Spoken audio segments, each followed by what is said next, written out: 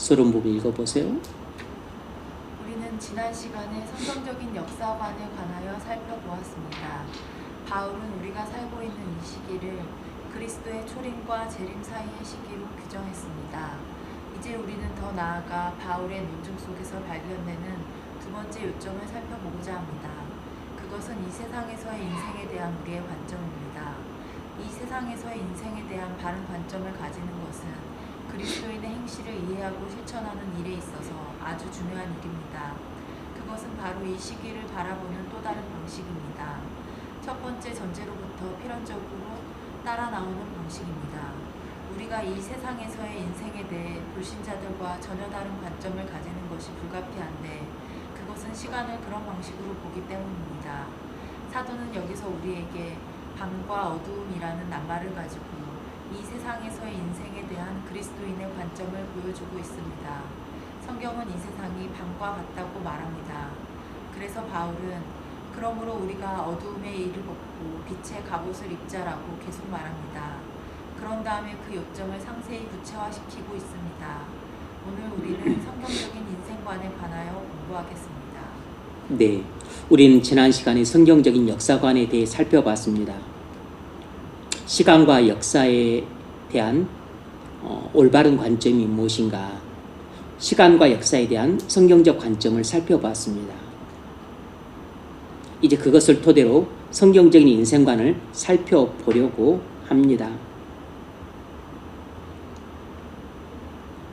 역사에 대한 성경적 관점을 토대로 인생에 대한 성경적 관점을 살펴볼 수 있기 때문인 거죠.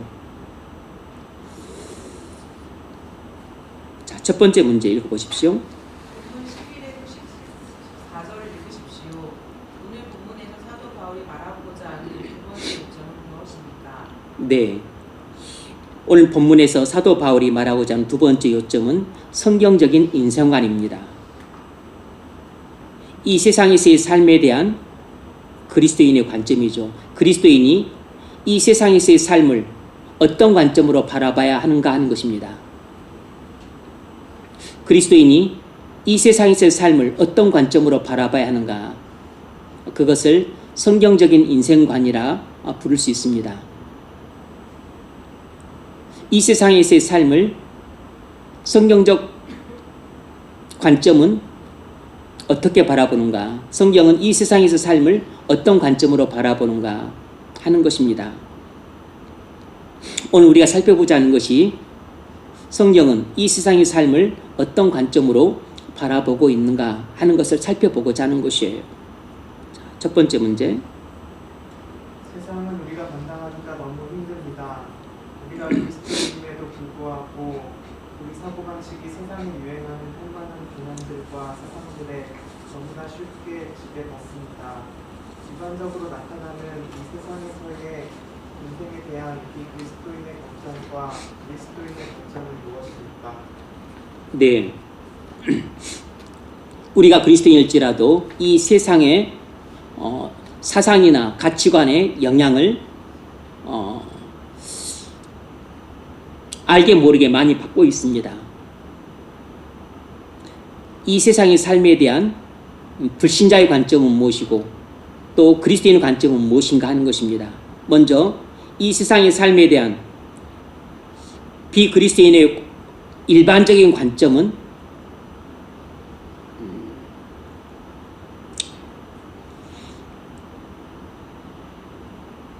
낙관적인 인생관입니다. 인생은 아름답고 살만하다는 것입니다.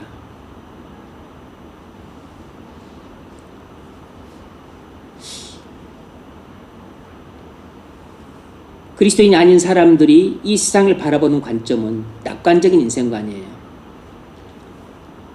이 세상은 아름답고 인생은 살만하다는 것입니다. 희망적인 인생관을 갖죠.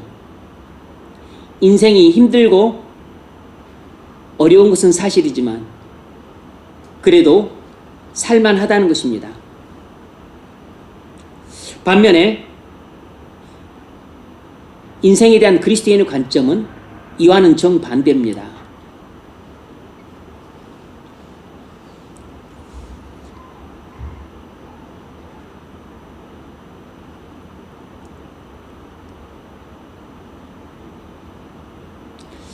이 세상에서의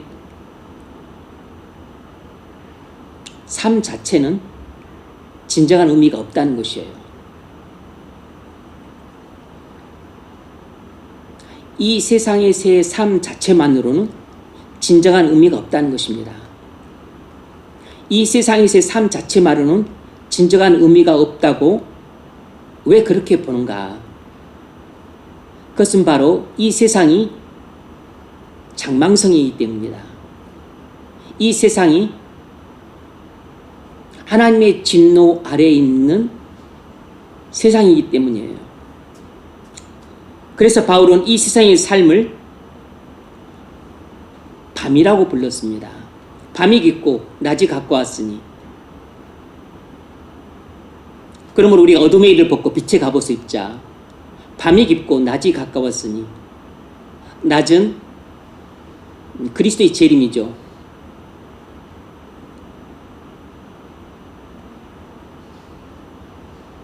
그리스도의 재림을 통한 심판과 구원입니다. 그러면 어둠은 죄가 지배하고 있는 세상, 사단이 지배하고 있는 세상을 말하는 거죠.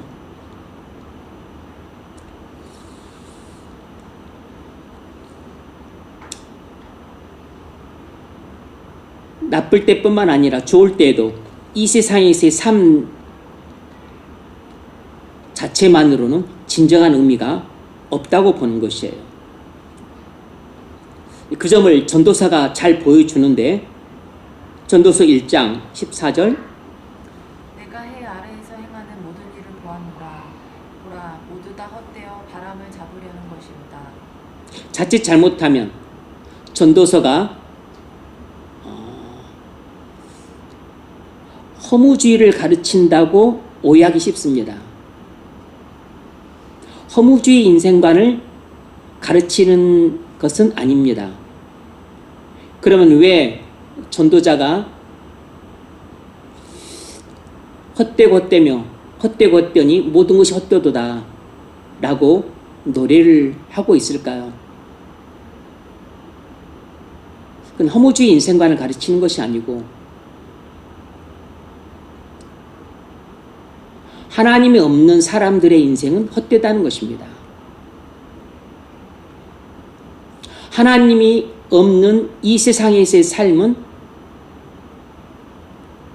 진정한 의미가 없다는 것이에요. 그 점을 알 수 있는 게 바로 전도서 12장 13절입니다.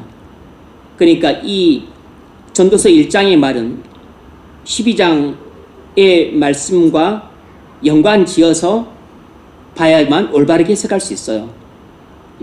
전도 12장 13절 이에 결국을 다 이뤘으니 하나님을 경외하고 그의 명령들을 지킬지어다. 이것이 모든 사람의 본분이니라. 무슨 말이냐면 이 세상에서의 의미 있는 삶이란 오직 주님만 믿고 순종하는 삶이라는 것이에요.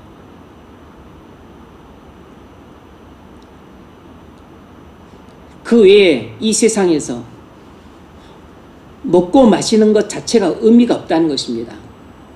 비단 옷을 입고 그리고 밍크털 옷을 입고 명품 가방을 메고 넓은 집에 살고 큰 차를 타고 그리고 사치를 하고 호화스럽게 살고 세계 여행을 다니고 이렇게 사는 것 자체가 그 자체로는 아무런 의미가 없다는 것이에요. 돈을 벌기 위해서 열심히 일하는 것, 좋은 성적을 받기 위해 열심히 공부하는 것, 승진하기 위해서 야근하는 것. 그래서 승진이라도 하면 별을 잡은 것 같고 많은 봉급을 받으면 내가 인생을 잘 사는 것 같지만 그렇게 하고서 죽으면 무슨 소용이 있냐는 거예요.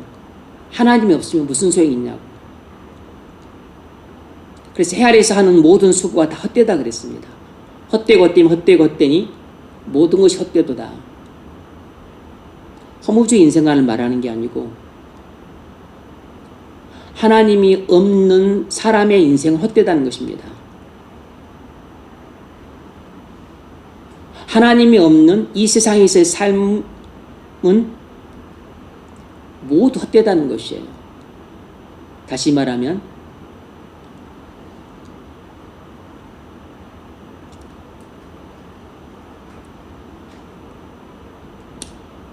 하나님이 있는 사람의 인생만 가치가 있다는 것입니다.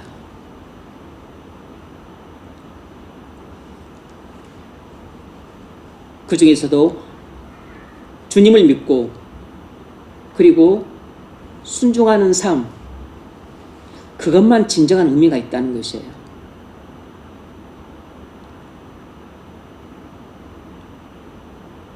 초가집에 살든 기와집에 살든 몸이 좀 건강하든 질병에 걸렸든 아니면 30에 죽든 뭐 80에 죽든 이런 것은 자체로는 그리 큰 의미가 없다는 것입니다.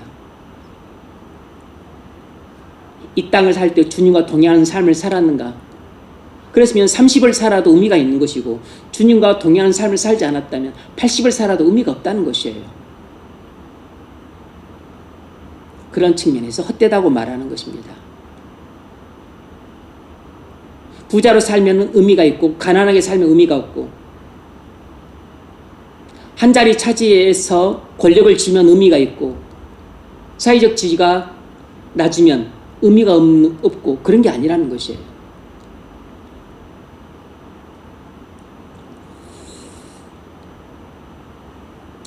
두 번째 질문. 사도는 이미 우리에게 이 점에 대한 암시를 던졌습니다. 그것이 성경 어디에 나옵니까?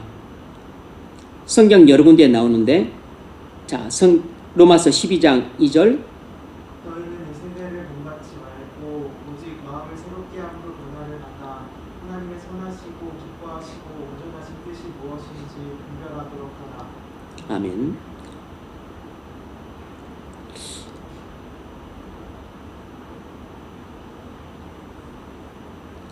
성경적인 인생관을 암시하는 여러 성경 구절들이 있는데 그 중에 이 로마서 12장 2절은 이 세대를 본받지 말라라고 하는 구절을 통해서 성경적인 인생관을 보여주고 있는 것이에요. 이 세대란 뭐 이 세상이라고도 할 수 있어요.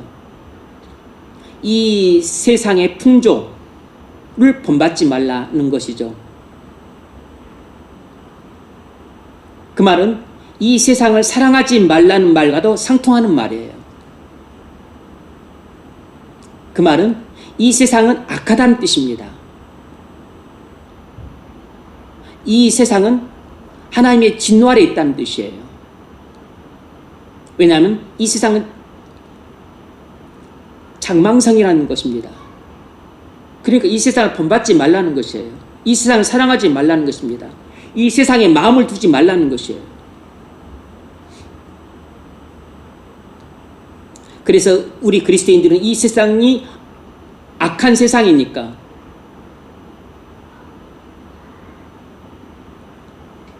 하나님의 진노 아래 놓여 있는 세상이니까 우리 그리스도인들은 이 세상을 살 때 반드시 무엇을 해야 되냐면 분별을 해야 된다는 것입니다. 이 세상에서 어떻게 살아야 될지 분별해야 된다는 것이에요.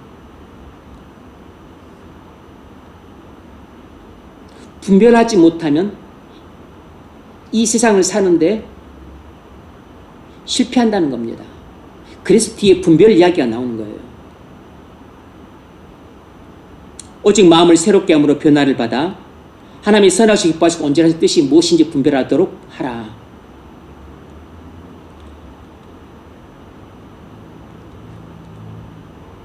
이 세상을 사랑하지 않으려면 분별을 해야 됩니다. 그런데 분별을 못하게 되면 이 세상을 사랑하지 말아야 될 것들을 사랑을 하게 돼요.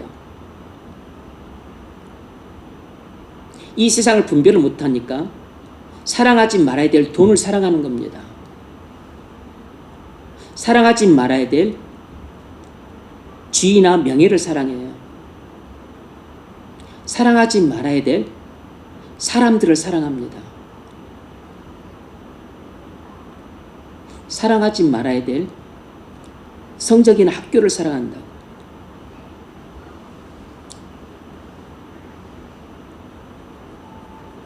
로마서 8장 22절. 피조물이 다 이제까지 함께 탄식하며 함께 고통을 겪고 있는 것을 우리가 아느니라. 그뿐 아니라 또한 우리 곧 성령의 처음 익은 열매를 받은 우리까지도 속으로 탄식하여 양자될 것 곧 우리 몸의 성량을 기다리느니라. 아멘. 이 세상이 어떤 곳이냐면 모든 피조물이 죄 가운데서 탄식하고 있는 곳이에요. 뿐만 아니라 우리도 속으로 탄식하며 살 수밖에 없는 세상이에요. 왜냐하면 죄가 관영해서 악한 세상이기 때문입니다. 사단이 임금으로 이 세상을 통치하고 있어서 죄악이 관영한 세상이기 때문에 하나님 자녀들은 탄식하고 신음하며 살고, 뿐만 아니라 모든 피조물도 탄식하고 신음하고 살고 있다는 것입니다.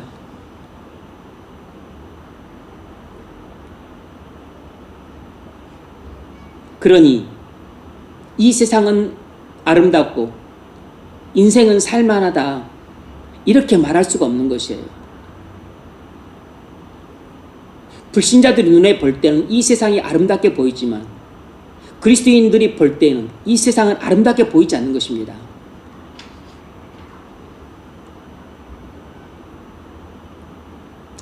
문명이 발전해서 고층 빌딩들이 들어서고 편리해지고 먹을 게 많고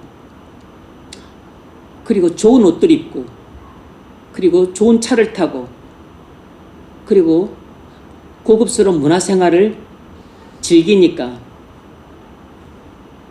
이 세상이 겉으로 볼 때는 아름답게 보일 수 있고, 나는 돈이 많으니까 이 모든 것을 누리며 사니까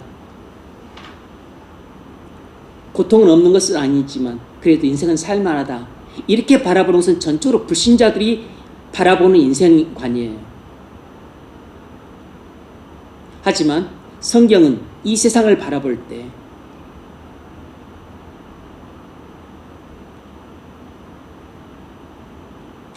사단이 임금으로 이 세상을 다스리고, 그래서 이 세상은 죄악이 차고 넘치는 곳이라 하나님 자녀들이 이 세상 살 때는 고통과 슬픔과 탄식 가운데 살게 되고, 뿐만 아니라 말은 못하지만 동물이나 식물이나 그리고 하나님의 모든 피조물들도 고통 가운데 신음하며 살고 있다는 것입니다. 성경이 바라보는 이 세상은 이런 곳이에요. 악한 세상입니다. 그래서 이 세상은 아름다운 게 아니라 악하다. 악하기 때문에 악한 세상 속에서 인생이 사는 것은 살만한 세상이 아닌 거죠. 영원토록 오래도록 머무르고 싶은 세상이 아닌 것입니다. 빨리 지나갈수록 좋은 세상인 것이에요.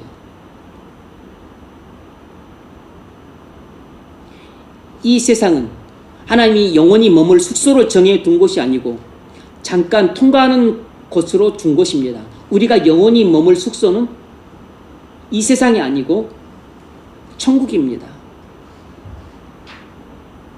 그러므로 성경이 바라보는 이 세상에서의 삶이라고 하는 것은 이 세상은 악하기 때문에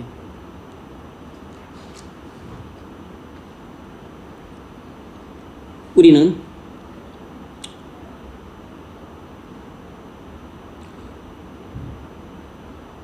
많은 고난 가운데 살 수밖에 없다라는 것이에요. 이 세상은 악하기 때문에 사람은 이 세상에서 많은 고난을 당하게 되어 있다라는 것이에요. 그래서 바울이 로마서 8장 18절에서 생각건대 현재의 고난은 장차 우리에게 나타날 영광과 좋게 비교할 수 없도다, 이렇게 말을 했는데 현재의 고난이라고 그랬어요. 그러니까 모든 그리스도인들은 부자로 살든 가난하게 살든 건강하든 약하든 쥐가 높든 낮든 자유인이든 종이든 간에 상관없이 현재 다 고난을 당하고 있는 겁니다. 그리스도의 대적자인 사단이 이 세상을 지배하고 있고, 그리고 이 세상에 죄악이 관영하고, 그리고 죄가 우리를 공격하고 세상이 또 우리를 유혹하고, 그래서 우리는 보이지 않는 영적인 전쟁 가운데서 고군분투하면서 살고 있기 때문에 이 세상에서 진정한 낙이란 없는 것이에요. 그래서 현재의 고난이라고 딱 정의를 내린 것입니다. 현재의 고난은 장차 우리에게 나타날 영광과 좋게 비교할 수 없도다. 그리스도인의 이 땅에서의 삶이라고 하는 것은 고난당하는 삶이에요. 현재의 고난은 장차 우리에게 나타날 영광과 좋게 비교할 수 없도다. 그래서 우리의 모든 소망은 이 땅에 조금도 있지 않고 저 천국에 있는 것입니다. 영광에 있는 것이에요. 이 세상에서 부자로 살아도 고난받는 삶입니다. 건강하게 살아도 고난받는 삶이에요. 쥐가 높아도 고난받는 삶입니다. 돈이 엄청 많아도, 돈으로 못할 것이 없을 정도로 많아도 이 세상에서 삶은 살만한 인생이 아니고 고난받는 삶인 것입니다.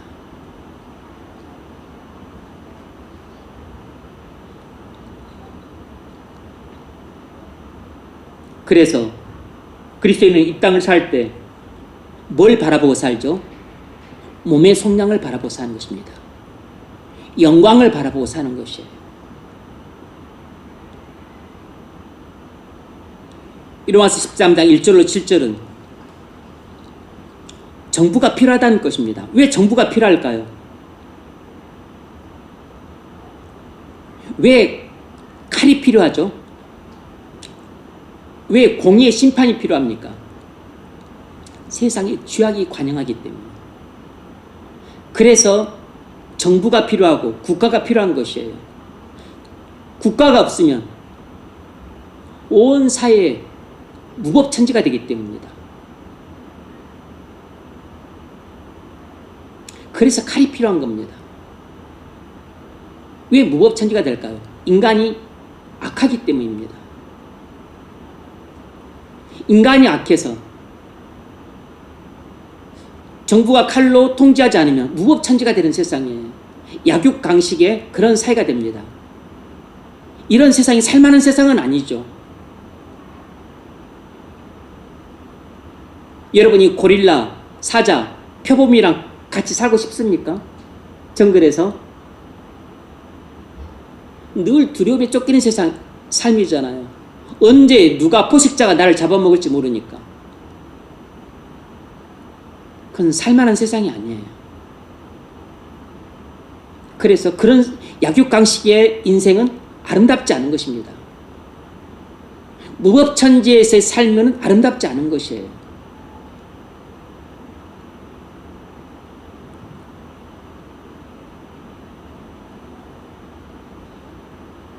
비상계엄이 선포가 되고, 그래서 비상계엄이 선포가 되면 그때부터 독재정치가 되는 것입니다. 그런 헌법이 보장한 자유와 권리를 박탈하게 당하게 돼요. 그런 삶은 아름답지가 않은 거예요.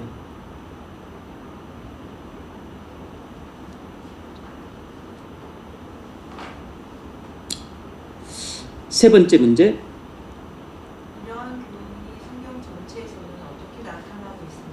이런 교훈이 성경 전체에서는 어떻게 나타나고 있는가? 요한복음 3장 19절. 그 정죄는 이것이니 곧 빛이 세상에 왔을 때 사람들이 자기 행위가 악함으로 빛보다 어둠을 더 사랑한 것입니다. 아멘.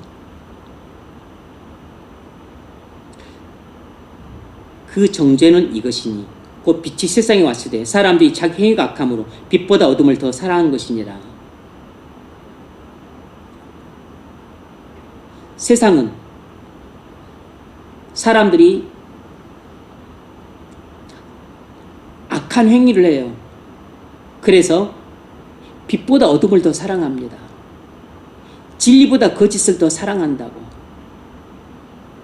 그리고 그리스도보다 사단을 더 추종을 합니다. 하나님을 경외하기보다는 미신을 더 믿어요. 그리고 하나님 말씀에 순종하기보다는 자기 고집대로 합니다. 그러니까 악하죠. 그래서 빛보다 어둠을 더 사랑해요. 순종하기보다는 불순종하기를 더 좋아합니다. 빛보다 어둠을 더 사랑해요. 정직하기보다는 자기 이익을 위해서 거짓말하기를 좋아해요. 빛보다 어둠을 더 사랑합니다. 이런 세상이 어떤 세상일까요? 하나님의 정죄를 받은 세상입니다. 하나님의 진노 아래 있는 세상이라고. 그 정죄는 이것이니 사람들이 빛보다 어둠을 더 사랑하기 때문에 하나님의 정죄를 받고 있다는 겁니다. 요한복음 8장 12절. 나는 세상의 빛이니 나를 따르는 자는 어둠에 다니지 아니하고 생명의 빛을 얻으리라. 아멘. 그래서 이 세상은 어둠이기 때문에 어둠을 밝히는 빛을 비추기 위해 예수님이 참 빛으로 이 세상에 오신 것입니다. 그래서 이 세상의 어둠을 밝히는 참 빛은 예수님밖에 없어요. 그래서 예수님을 이 세상의 빛이라고 부르는 것입니다. 우리는 예수를 믿어 예수님 우리 안에 들어와 계심으로 우리는 빛의 자녀가 돼요. 빛은 예수님뿐이고 빛이 신 예수님 우리 안에 들어오심으로 우리도 빛을 비추는 등불 역할을 하는 것입니다. 예수님은 빛 자체고 빛이신 예수님 우리 안에 들어와 계심으로 우리에게서도 빛이 비춰져서 우리가 등불이 되는 것이에요. 램프가 되는 것입니다. 아니면 또 빛의 자녀라고 부르는 것이에요. 그러니까 이 세상은 어둠이라는 것입니다.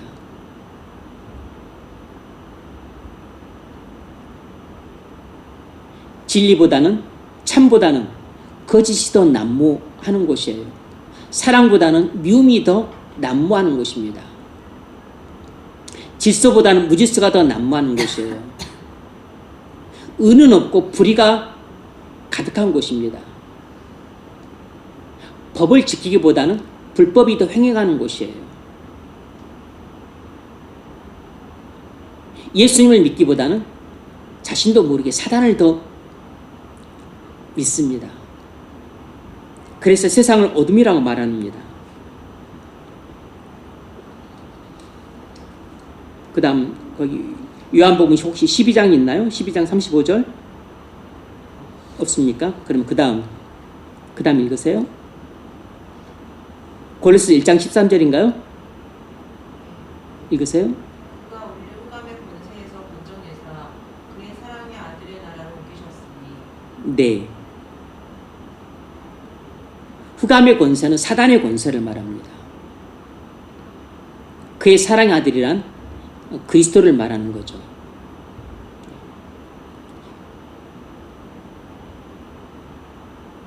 사단의 권세를 어둠의 권세라고 말합니다. 근데 또 어둠은 세상을 가리키게 돼요. 이 세상의 권세라고 말할 수 있어요. 세상의 권세는 사실상 사단의 권세예요. 그게 어둠의 권세입니다. 그런데 하나님은 사단의 권세에서 우리를 건져내서 그리스도의 나라로 옮기셨어요. 세상의 권세에서 건져내서 우리를 하나님 나라로 옮기셨습니다. 어둠의 권세에서 건져내서 우리를 빛의 나라로 옮기셨어요. 그래서 빛은 그리스도, 어둠은 사단입니다. 빛은 하나님 나라, 어둠은 세상 나라예요. 빛은 진리, 어둠은 거짓입니다.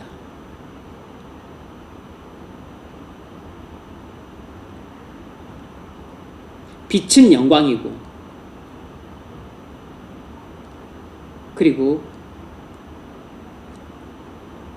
어둠은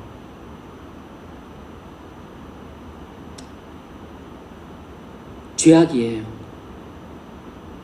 그리고 고통과 슬픔과 불행이 가득한 것을 상징합니다. 베드로전서 2장 9절. 그러나 너희는 택하신 족속이요 왕 같은 택된 백성이니 이는 너희를 어두운 데서 불러내어 그의 기이한 빛에 들어가게 하신 이의 아름다운 법을 선포하게 하려 하십니다. 아멘. 사단의 손에서 건져내서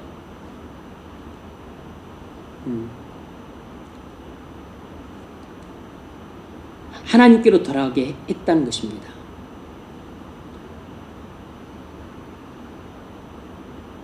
또는 세상에서 건져내서 하나님 나라로 들어가게 했다는 것이에요. 요한일서 1장 5절 하나님은 빛이시라 그에게는 어둠이 조금도 없으시다는 것이니라. 아멘. 하나님은 빛이시라 그에게는 어둠이 조금도 없으시다.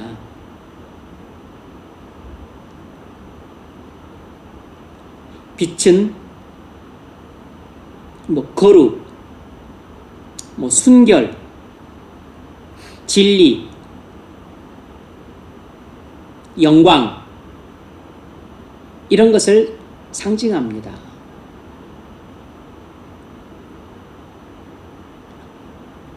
완전한 아름다움, 완전한 거룩, 완전한 순결, 그리고 참 진리 이런 것을 나타내는 것이에요. 요한일서 2장 9절 그거 있나요? 없으면 놔두고 그 사도행전 그 다음에 읽으세요. 그 눈을 뜨게 하여 어둠에서 빛으로 사탄의 권세에서 하나님께로 돌아오게 하고 죄사함과 나를 믿어 거룩하게 된 우리 가운데서 기업을 얻게 하리라. 아멘.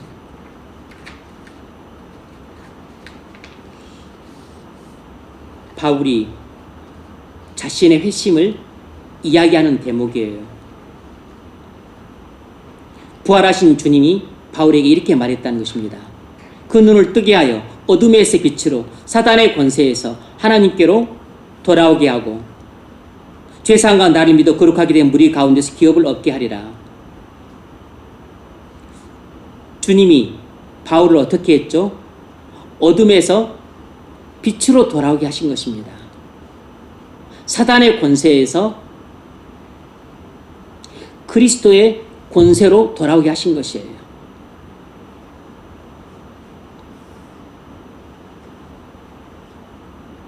그래서 성경이 이 세상을 어둠이라고 말하고 있는 것은 사단의 지배 아래 있기 때문입니다. 그래서 사단의 지배 아래에 있는 이 어둠의 세상이 아름다울 수가 없죠.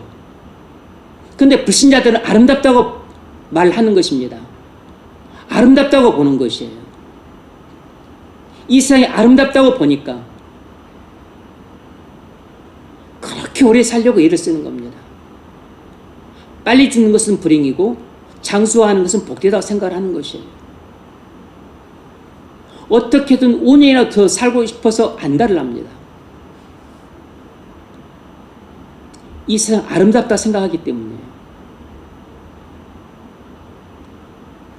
그래서 개똥밭에 굴러도 이생이 낫다고 말을 하는 겁니다. 그리스도인은 그런 속담을 말을 하면 안 돼요. 산 개가 죽은 사자보다 낫다. 그건 불신 세상에서 통용되는 옛날 속담들이에요. 불신자들은 그렇게 보는 게 당연합니다. 왜냐하면 어둠 속에 살아가는 어둠의 자식들이잖아요. 그러니까 이 어두운 세상이 좋은 겁니다. 근데 빛의 자녀는 이 어두운 세상이 싫어요. 안 맞다고. 고통 속에서 탄식하고 신음하는 겁니다. 그래서 불신자들은 자신이 어둠의 자식이고 어둠 속에 사니까 어둠에 사는 게 좋아요. 그들이 싫은 것은 빛 가운데 사는 것입니다. 빛이 비춰주는 게 싫은 것이에요. 박쥐가 빛을 피해 도망가듯이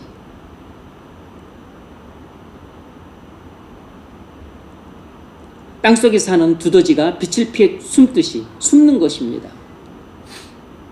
그런데 빛의 자녀는 빛 가운데 사는 것이 좋아요.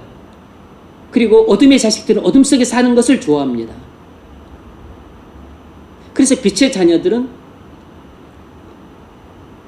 이 세상이 악하다고 보지만 어둠의 자식들은 이 세상이 아름답다고 보는 것이에요. 그래서 그들은 인생은 살만하다고 말하는 겁니다. 우리는 하나님이 없는 이 세상에서의 삶 자체만으로는 의미가 없다고 보는 것이에요.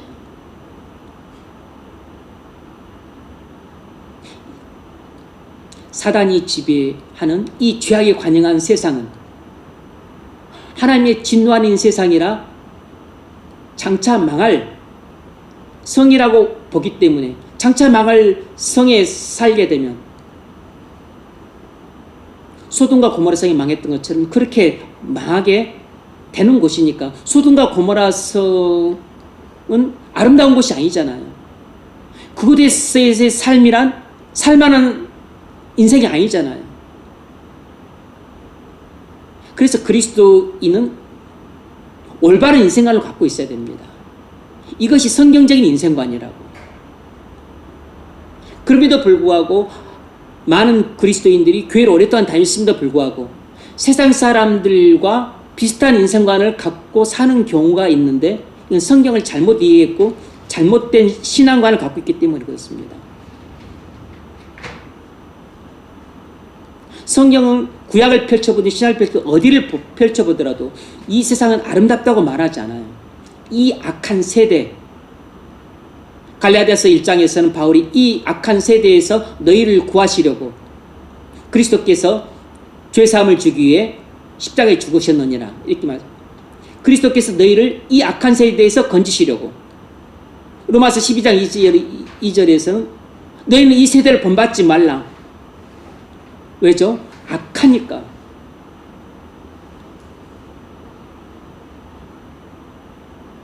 요한일서 2장 15절 너희는 이 세상과 세상에 있는 것들을 사랑치 말라. 왜죠? 누구든 이 세상을 살아가면 아버지 사랑이 그 속에 있지 아니하니 세상에 있는 모든 것이 육체의 정욕과 안목의 정욕과 이생의 자랑이라. 이 모든 것이 아버지께로 쫓아온 것이 아니라 세상으로 쫓아온 것이라. 이 세상도 그 정욕도 다 지나가되 오직 하나님의 뜻을 행하는 영원히 그하느니라. 왜 이 세상과 세상의 것들을 사랑치 말라 그랬을까요? 이 세상과 세상에 있는 것들은 전부 정욕적인 것들이기 때문이다. 악한 것들이기 때문이에요. 아버지 사랑이 그 속에 있지 않다 그랬어요. 왜냐하면 이 세상은 하나님의 진노를 받아 망할 세상이잖아요. 무슨 이 세상에 대해 하나님의 사랑이 있겠어요? 만일 사랑이 있다고 한다면 그것은 영혼에 대한 사랑인 거죠.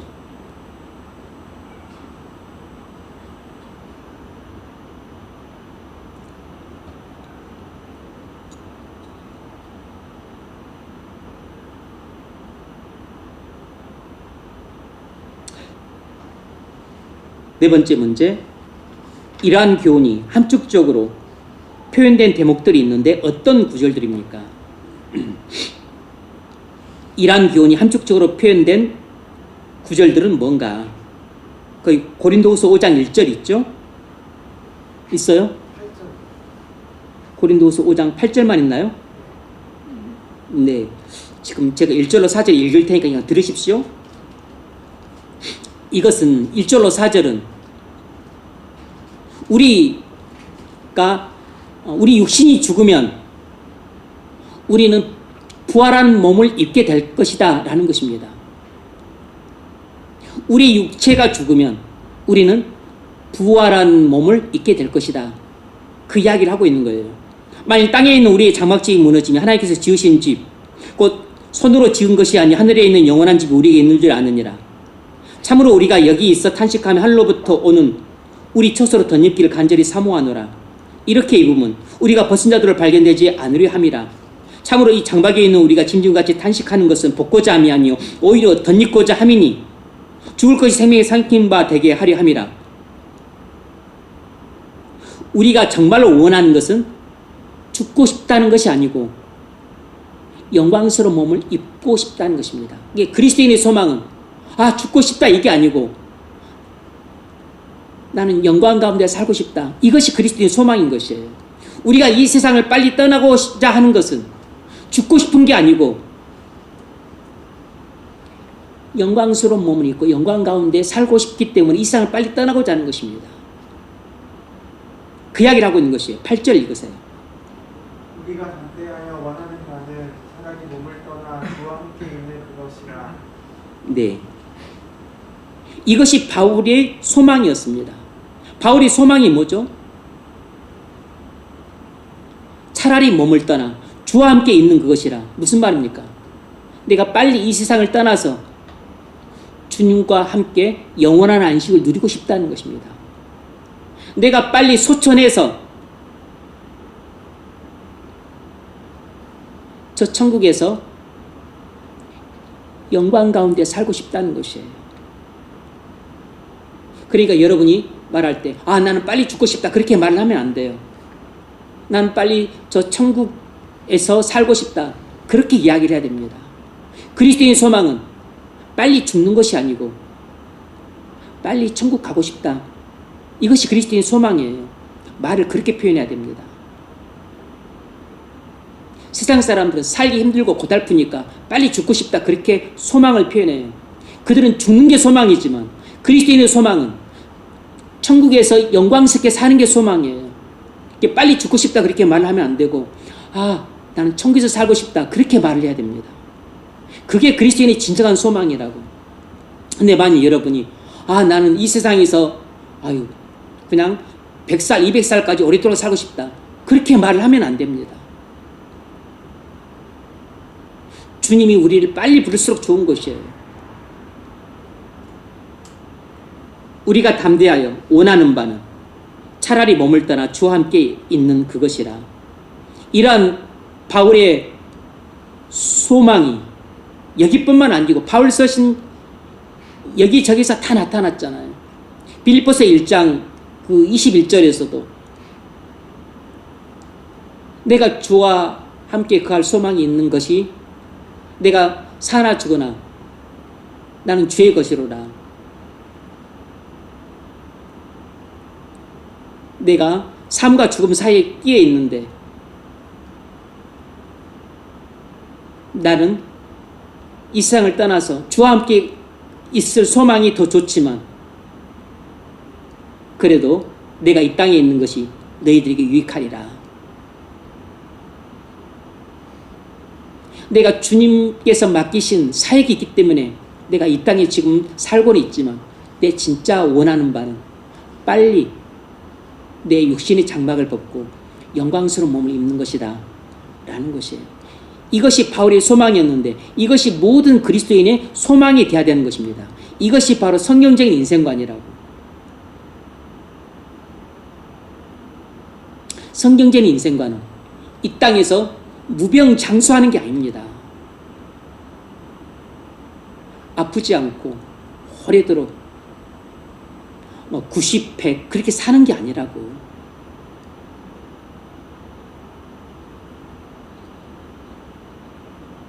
주님이 맡기신 사명 끝났으면 그냥 후딱 갈수록 좋은 것입니다.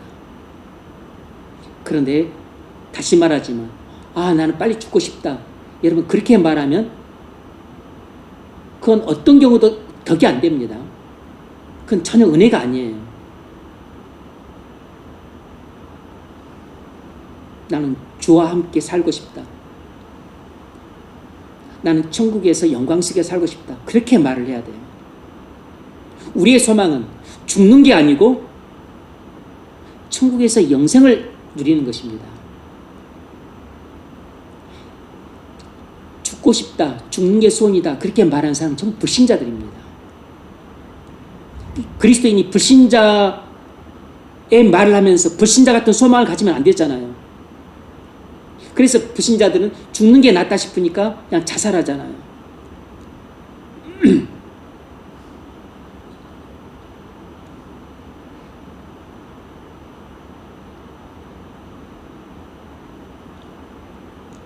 그런데 우리는 이 땅에 사는 것보다 천국에 사는 것이 훨씬 더 복된 일이니까 구차스럽게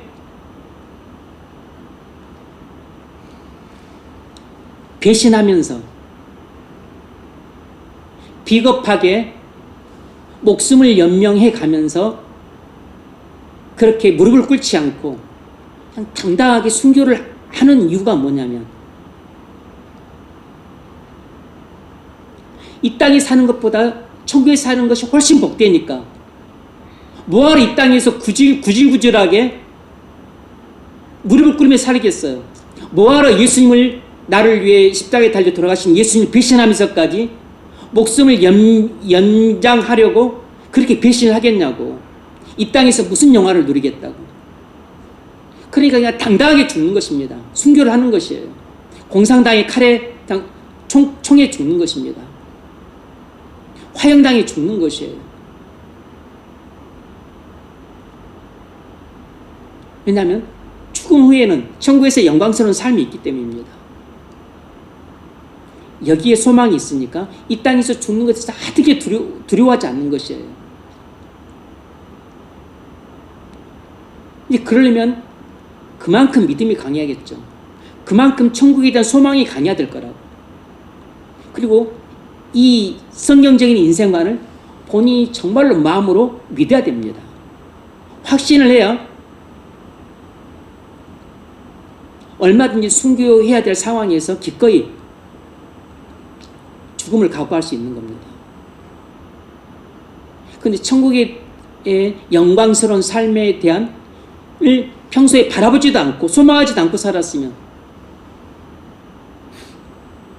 이 땅에 죽는 것이 두렵죠. 이 땅을 떠나는 것이 무섭게 생각되는 것입니다. 이 땅에 더 살고 싶다기보다는 죽는 게 무서운 것이에요. 이 땅을 떠나는 게 두려운 것입니다. 왜냐하면 미지의 세계로 들어간다 생각을 하니까. 미지의 세계가 아니고 우리는 알고 있는 세계잖아요. 천국에서의 주님과 함께 사는 것이란 영광스러운 삶이라는 것. 물론 죽은 후에는 곧바로 영광스러운 삶이 이루어지는 게 아니에요. 그러니까 낙원에서 안식하는 겁니다. 주님 재림하실 때까지. 근데 어쨌든 그것도 영광의 일부예요.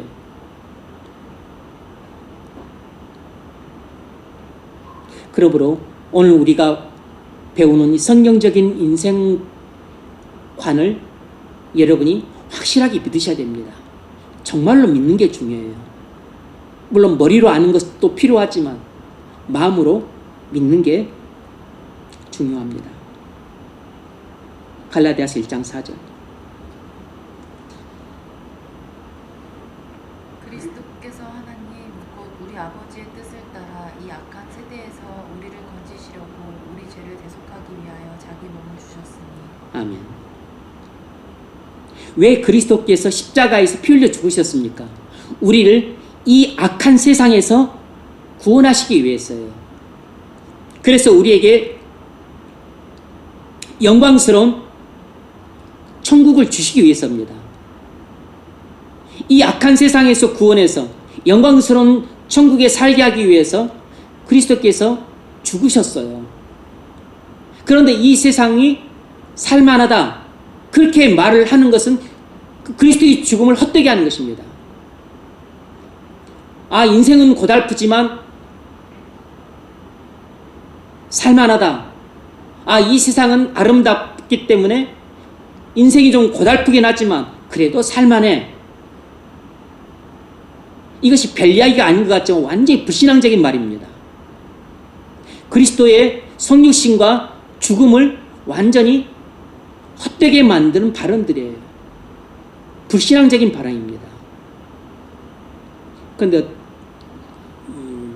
아주 믿음이 좋으신 권사님인 탤런트 배우가 계신데 믿음이 좋으신 것 같아요. 뭐 저는 잘 모르지만 뭐 또 봉사활동도 많이 하시고 하시는데 그분이 어디 그 무슨 영화상 무슨 시상 수상을 하셨나?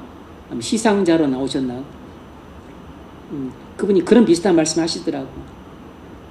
그래도 이 세상은 아름답고 또 고통과 슬픔과 뭐 있지만 그래도 이 세상은 인생은 살만하지 않나요? 그런 의미로 말씀을 하시더라고.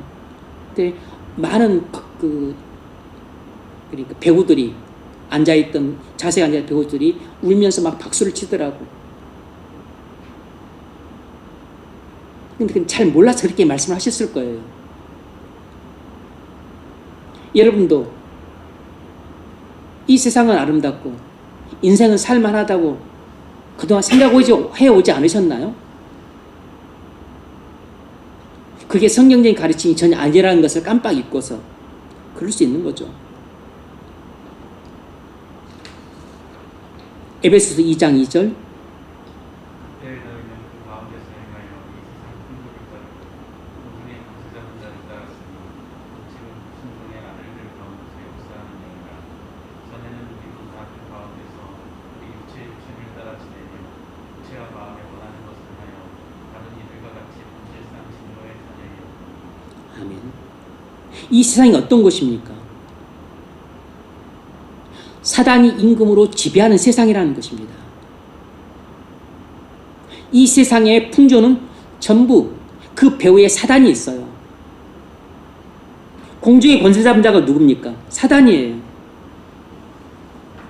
이 세상의 모든 불신자들은 전부 사단의 손아귀에서 지배를 받고 있는 자들입니다. 불순종의 아들들 가운데 역사하는 영이라. 그래서 사단의 손아귀에 붙잡혀 있는 사람들 어떻게 살죠? 자신이 마음이 원하는 대로 살아요. 육체가 원하는 대로 삽니다. 그런 사람을 뭐라 부르죠? 하나님의 진노 아래에 있는 자녀라는 것입니다. 그래서 이 세상에서 살고 있는 거의 대부분의 불신자들은 전부 하나님의 진노 아래에 살고 있는 사람들이에요. 죽으면 지옥 갈 사람들입니다. 본인들은 전혀 의식하지 못하지만 그 배후에 사단의 지배를 받고 있고 그리고 죄의 종으로 살고 있는 사람들이에요.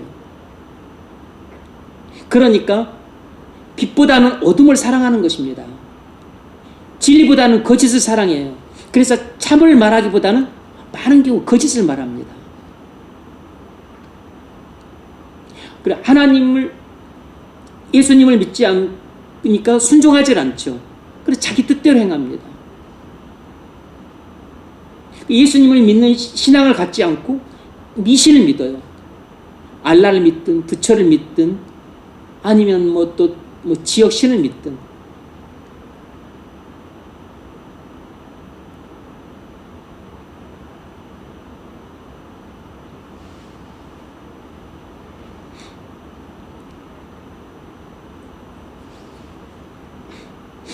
세상은 아름다운 곳이 아니고 사단이 지배하고 죄악에 관영한 세상은 악한 곳입니다.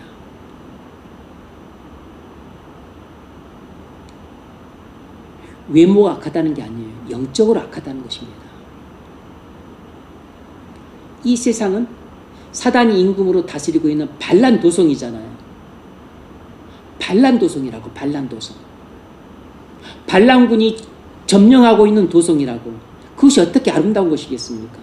그 반란군 숙에 있는 사단이 지배하는 이 반란도성의 이 악한 곳인데 이 반란도성에서의 삶이 살만한 인생이라고 말할 수 있어요?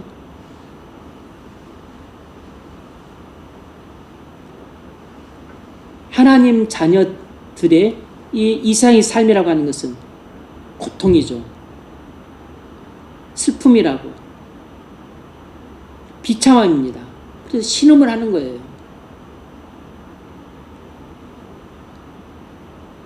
요한 1서 2장 15절. 이 세상이나 세상에 있는 것들을 사랑하지 말라. 누구든지 세상을 사랑하면 아버지의 사랑이 그 안에 있지 아니하니 이는 세상에 있는 모든 것이 육신의 정욕과 안목의 아버지께로부터 온 것이 아니요 세상으로부터 온 것이라. 이 세상도 그 정욕도 지나가되 오직 하나님의 뜻을 행하는 자는 영원히 거하느니라. 이 세상이 악하니까 이 세상을 사랑하지 말라고 한 것입니다. 이 세상에 있는 어떤 것도 사랑하지 말라고 한 것이에요. 이 세상에 있는 아름다운 집 사랑하지 말라는 것입니다. 이 세상에 있는 화려한 옷 사랑하지 말라는 것이에요. 이 세상에 있는 명품백 사랑하지 말라는 것입니다. 이 세상에 있는 고급 가구, 근사한 가전, 그 사랑하지 말라는 것이에요. 이 세상에 속한 불신자 사랑하지 말라는 것입니다. 그런데 이 세상에 있는 직장 좋은 불신자를 자꾸 사랑한다고.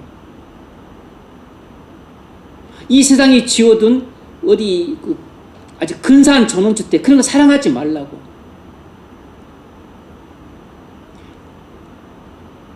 여행 가고 유럽 여행 가고 미주 여행 가고 갈 수 있죠. 뭐 여행 가는 걸 나쁘다고 말하는 게 아니에요. 근데 그런 것들을 좋아하고 즐기고 거기에 마음을 두고 거기에 푹 빠져 사는 것은 사랑하는 거잖아요. 사랑해서는 안 되는 거라고.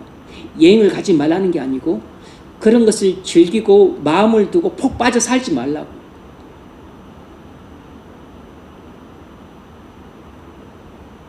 왜냐하면 이 세상에 있는 것들은 전부 우리의 정욕을 만족시켜주는 대상으로 사단이 우리에게 제공하는 것들이기 때문입니다. 그것은 우리의 정욕을 유혹하는 도구들로 사단이 쓰는 것들이에요. 학생에게 성적, 공부, 명문대학,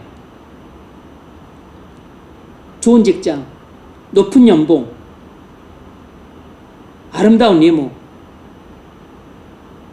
이게 전부 정욕이잖아요. 이렇게 유혹이 차고 넘치는 곳에서 유혹에 빠지면 실족을 하게 되고 그래서 어려움을 겪게 되는데 어찌 이런 세상이 악하지 않은 세상이겠어요? 이런 악한 세상에서 사는 인생이 어찌 살만한 인생이겠냐고. 그래서 바울이 현재의 고난이라고 부른 것입니다. 이 세상에서 그리스도인이 사는 것은 고난받는 삶이에요. 그 자체만으로도 고난받는 삶입니다. 하지만 이런 진정한 고난 이런 게 아니고 주를 위해 사명을 감당하는 게 진정한 고난이지. 주를 위해 사는 것이 진정한 고난이라고. 주를 위해서 삶을 하나도 감당 안 해도 그리스도인은 빛의 자녀인데 어둠 속에 살아가니까 그 자체만으로도 고난이에요. 그런데 진정한 가치 있는 고난은 은혜를 받아서 믿음으로 순종하며 살 때 받는 고난, 그것이 진정한 고난이죠. 그런데 빛의 자녀가 어둠 속에서 어둠의 자식처럼 살아가. 그러면 거짓을 말을 해야 되고 불의를 저질러야 되고 불법을 행해야 되고 그리고 세상의 풍조에 맞춰 살아가야 돼요. 그렇게 사는 사람들은 이 세상은 아름답고 인생은 살만하다고 그런 가치관을 갖고 있는 사람들이에요. 그러니까 교회를 다닌다고 하는 정치인들이 그렇게 거짓말을 일삼는 것입니다. 입만 열었다면 거짓말을 해요. 뭐 돈을 받아 먹거나 뭐 하거나 그런 것들도 잘못이지만 가장 그러니까 작게 보이는 죄 그리고 쉽게 흔히 저지른 죄 중에서 본인들이 몰라서 그렇지 가장 무서운 죄는 거짓말하는 죄예요. 왜냐하면 거짓말이 사단의 특성을 가장 잘 보여주는 대표적인 죄이기 때문이에요. 그래서 거짓말을 밥 먹듯 하는 사람은 절대 그리스도인일 수가 없는 겁니다. 그 사람은 완전히 사단이 지배하는 사람이에요. 뭐 몇천억을 훔쳤다, 사람을 몇 명을 죽였다 이런 것도 흉악하고 나쁜 죄지만 진짜 나쁜 죄는 거짓말을 계속하는 것입니다.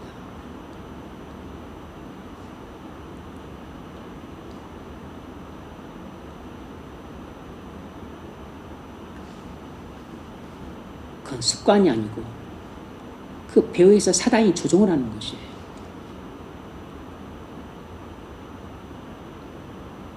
요한일서 5장 19절. 또 아는 것은 우리는 하나님께 속하고 온 세상은 악한 자 안에 처한 것이며 아멘. 우리는 하나님 소유고 이 세상은 사단의 소유인 겁니다. 우리는 하나님이 지배하시지만 세상에 있는 불신자들은 전부 사단이 지배하고 있는 거예요. 사단의 영역 안에 있는 것입니다.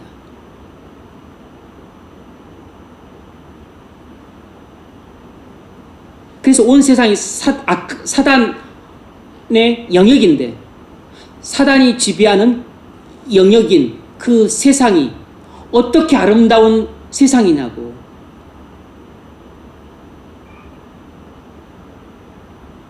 여러분, 김정은이가 다스리는 그 북한 땅이 아름다운 나라입니까?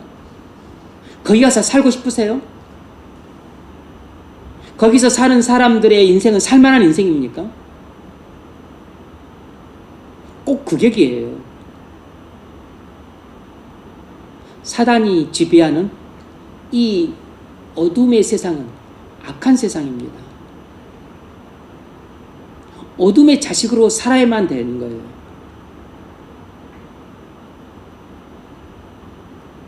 잘못된 것을 잘못됐다, 옳은 것을 옳다, 그렇게 말을 할 수가 없어요.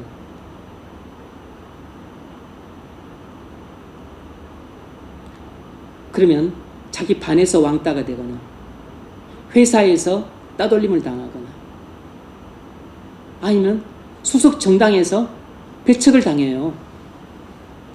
다음번에 공천 안 줍니다.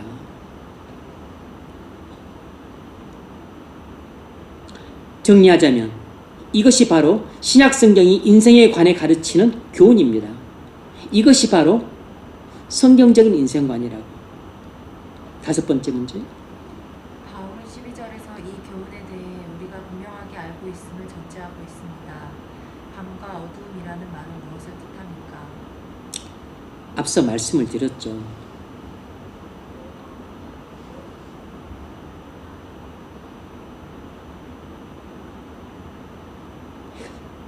타락한 인간의 본질적인 상태예요.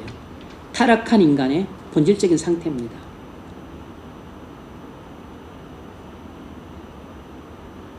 뭐 영적인 무지라고도 할 수 있어요.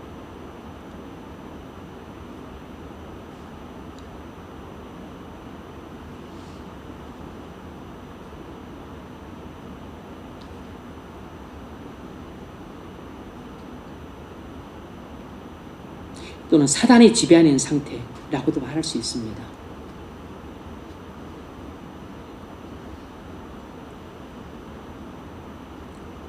에베소 4장 17절. 그들의 생명이 어두워지고 그들 가운데 있는 무지 않으가 그들의 마음이 굳어짐으로 말미암아 하나님의 생명에서 떠나 있다. 네, 이것이 타락한 인간의 본질적 상태예요. 타락한 인간의 원래 상태가 이렇습니다.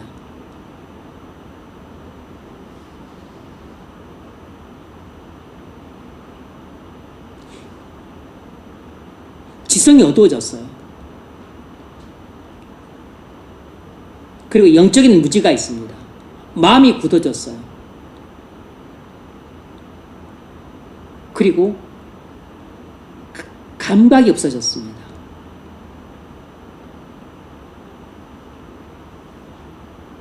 하나님에 대한 감각이 없어졌어요. 죄에 대한 감각이 없어졌습니다. 양심에 대한 감각이 둔해졌어요.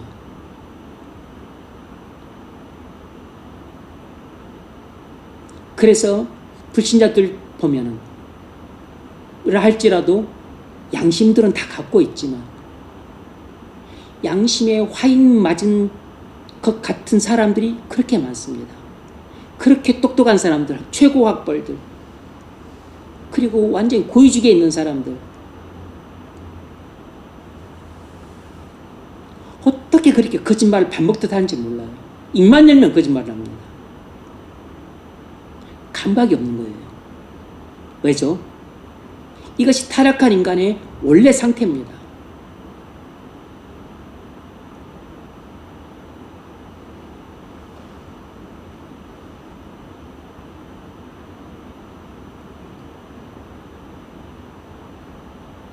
네, 계속 읽으세요. 그들이 공덕 없는 자가 되어 자신을 공평에 부인하여 모든 더러운 것을 욕심으로 행하되 오직 너희는 그리스도를 같이 배우지 아니하였느니라. 제리가 예수 안에 있는 것 같이 너희가 참으로 그에게로 또한 그 안에서 가르침을 받았을 뿐에 너희는 유혹의 욕심을 따라 썩어져가는 모습을 따르는 옛사람을 벗어버리고 오직 너희의 심령이 새롭게 되어 하나님을 따라 의와 진리의 거룩함으로 지으심을 받은 새 사람을 입으라. 아멘. 밤이 깊고 낮이 가까웠으니 이것이 현재 상태입니다. 이것이 지금 그리스도의 초림과 재림 사이에 살고 있는 우리의 현재 상태예요. 지금 우리는 종말을 살고 있습니다. 밤이 깊고 낮이 가까워진 상태 속에 살고 있어요. 종말이 가까웠고 그리스도의 재림이 가까워진 시기에 살고 있습니다. 근데 어떻게 살아야 된다고 말했죠? 어둠의 일을 벗고 빛의 갑옷을 입자. 그것이 바로 이 에베소서에서는 22절, 23절처럼 말했던 겁니다. 어둠의 일을 벗고 옛사람을 벗어버리고 빛의 갑옷을 입자. 새 사람을 입으라. 이렇게 말하고 있는 거예요. 예전에 말했지만 그 다음에 13절에서는 낮에와 같이 단정히 행하고 이것이 빛의 갑옷을 입자예요. 낮에와 같이 거룩하고 순결하게 살고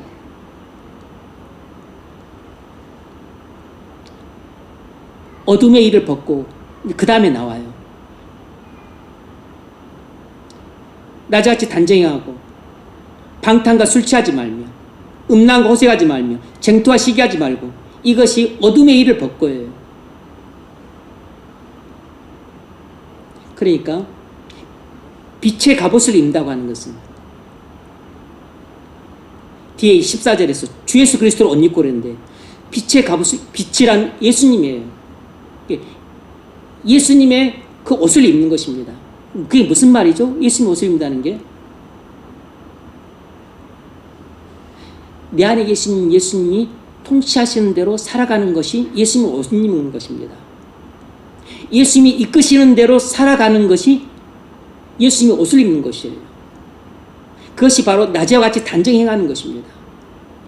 이것이 빛 가운데 사는 것이에요. 그럼 어둠 속에 사는 것에는 무엇입니까? 방탕하게 살고 술 취하는 것입니다. 음란하고 호색하는 것이에요. 쟁투하고 시기하는 것입니다. 이것이 어둠 속에 사는 것이에요. 세상 사람들은 전부 이렇게 살고 있습니다. 어둠 속에 살고 있어요. 방탕하고 술 취하며 삽니다. 음란과 호색하며 살아요. 쟁투, 싸우고 시기하고 삽니다. 미워하고 분노하고 살아요. 속여먹고 갈취하고 살아갑니다. 협박하고 음해하고 살아가요. 이게 어둠의 일입니다. 그것을 이 에베소서 4장에서는 너희는 육의 욕심을 따라 썩어져가는 구습을 좇는 옛사람을 벗어버리고 이렇게 말했습니다.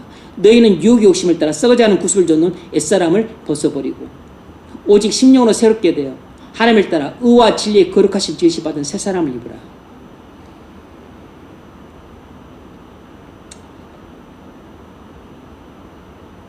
첫 번째로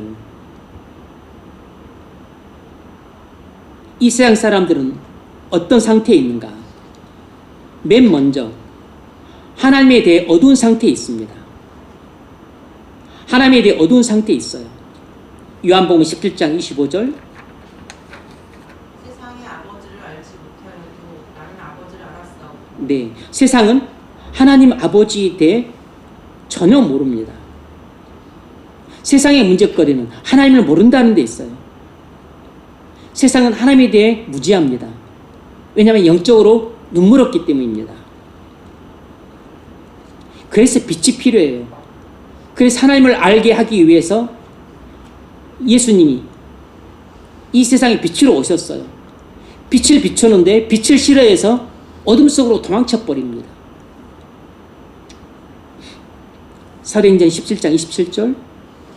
이는 사람으로 혹 하나님을 더듬어 찾아 발견하려 하려 하시니로되 그는 우리 각 사람에게서 멀리 계시지 아니하도다. 옛날 헬라 철학자들은 자신의 이성의 더듬이로 신을 찾으려고 무척 애를 썼습니다. 헬라 철학자들은 이성의 더듬이로, 마치 곤충들이 더듬이로 뭘 찾듯이 이성의 더듬이로 하나님을 찾아보려고 부더니도 애를 썼어요. 못 찾았죠. 왜냐하면 그리스도를 믿음으로써만 하나님을 찾을 수 있기 때문에. 그래서 바울이 이 사실을 알고 이렇게 설교를 했던 겁니다. 너희가 이성의 더듬이로 하나님을 찾아서 알려고 했지만 너희 몰랐다. 하지만 하나님은 항상 우리 가까이 계셨다. 하나님을 알 수 있도록 하나님께서 아들을 그리스도로 보내셨다.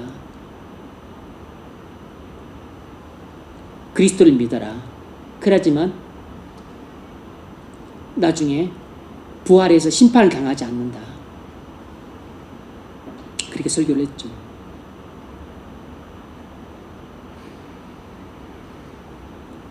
지금도 사람들은 어둠 속에서 하나님을 찾는 사람들이 많이 있어요. 기독교가 말하는 하나님이 참시니까, 아니면 이슬람이 말하는 알라가 참시니까, 아니면 부처가 참신일까?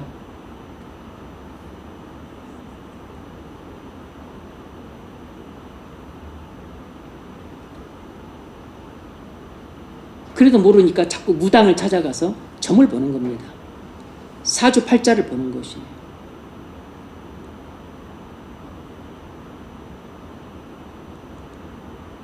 물론 기복신앙이죠. 복을 받기 위해서. 그리고 또 재난을 피하기 위해서.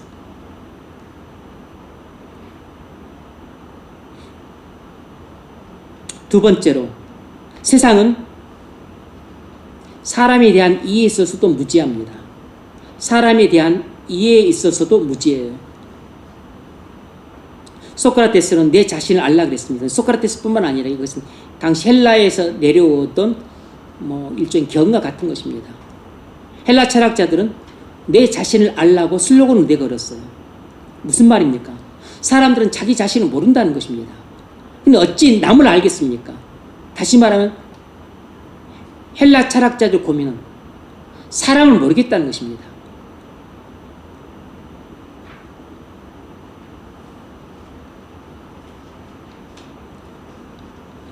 그러니까 서양 철학의 근간은 헬라 철학입니다. 서양 철학의 절반은 헬라 철학이라고. 그것도 플라톤 철학입니다. 그런데 그 헬라 철학자들도 사람이 무엇인지를 모르는 겁니다. 그러니까 이성으로는 하나님을 알 수가 없는 거예요. 이성으로는 사람도 모릅니다. 이성으로 사람도 모르는데 어떻게 하나님을 알겠습니까?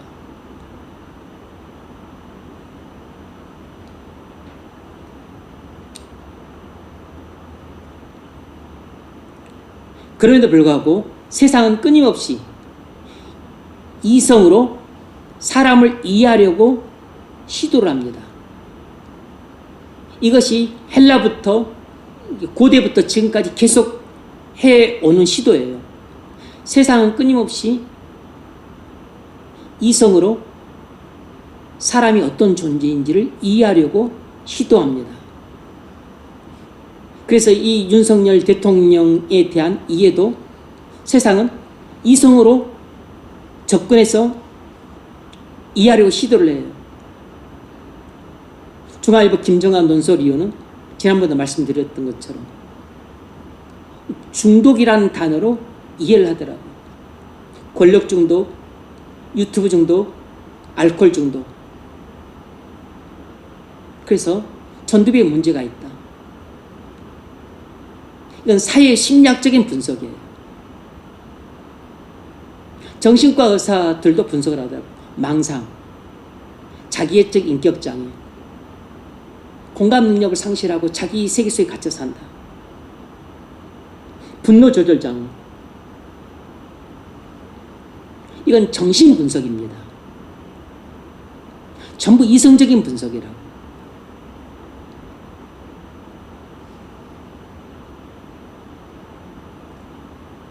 이번 사태를 통해서 그들이 하는 말을 곰곰이 들어보니까 윤석열 대통령과 그 또 내란 사태를 일으켰던 그 또 주범자들, 공범자들, 또 그 관련 소속 정당 정치인들이 하는 말을 들어보니까 공통점이 뭐냐면 거짓말이에요. 거짓말.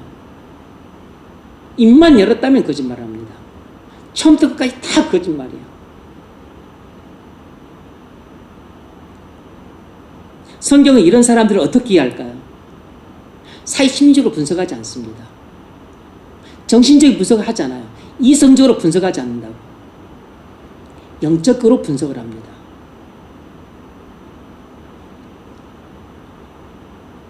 분량이 많아서 거긴 제가 빼버렸는데 잘 들어보십시오. 요한복음 8장 34절, 44절은 예수님의 말씀입니다. 그들을 세상 사람들에 대한 성경의 분석은 이런 것입니다. 죄를 범하는 자마다 죄의 종이라. 그들은 죄의 노이다. 이것이 성경적인 분석이에요. 너희는 너희 아비 마귀에서 났으니. 여러분 이 내용 대충 아시죠? 자신을 추종하던 무리들에게 예수님이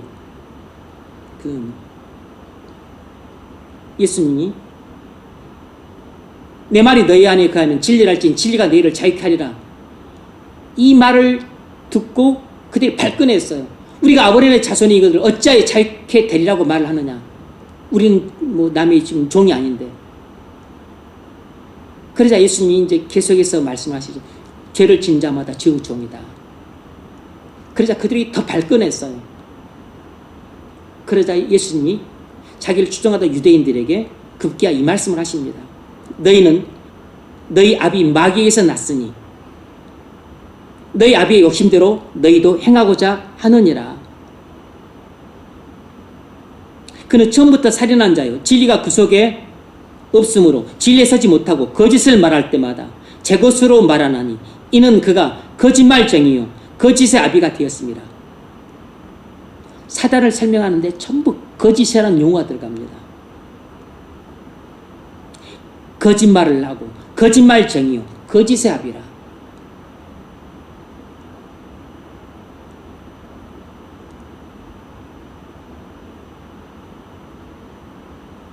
그 내란 주범자들과 공범자들과 그 정치인들을 가장 정확하게 설명하고 그리고 성경적으로 분석을 한다면 그들은 죄의 종들이고 그들은 사단의 강한 지배를 받고 있는 사람들이라. 이렇게 보는 것이 성경적 관점으로 보고 그리고 영적으로 분석하는 것이에요.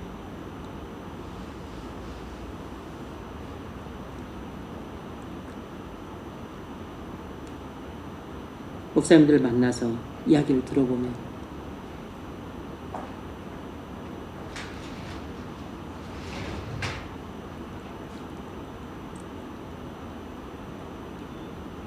일반 사회적인 분석들을 대부분 하더라고. 성격이 문제다. 뭐 또 이렇다 저렇다.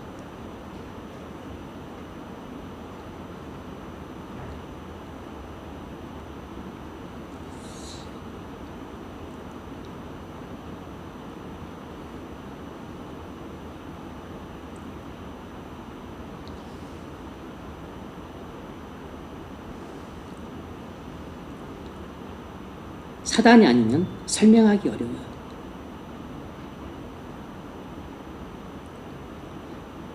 사람을 이해하는데 죄를 빼고 사단을 빼면 이해할 수가 없습니다.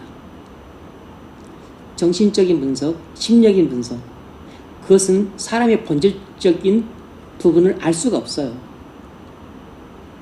그건 전부 현상적인 분석입니다.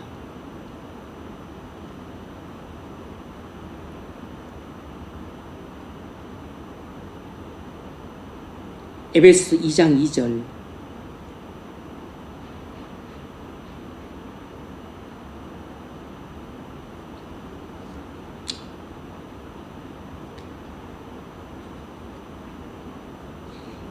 거기서도 무슨 이야기를 하냐, 우리가 앞에서 살펴봤던 내용인데, 불신자를 이야기할 때 그들은 이 세상의 풍조를 따르고 공중의 권세 잡은 자를 따르고 또 불순종의 아들들 가운데에서 사단이 역사하고 있다고 이야기를 합니다. 그 사단이 지배를 받는 이 불신자들은 본인들이 마음이 원하는 대로 하고 육신이 원하는 대로 한다는 것이에요. 그래서 그들은 하나님의 진노 아래에 있는 사람들이라는 것입니다.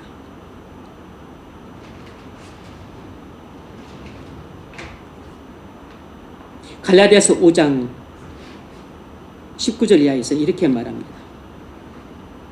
육체의 일들은 분명하니 이것은 죄의 본성이 하는 일들이죠. 죄의 본성이 하는 일입니다. 그러니까 누구든지 이 죄의 본성을 따라 하게 되면 이런 죄를 범합니다.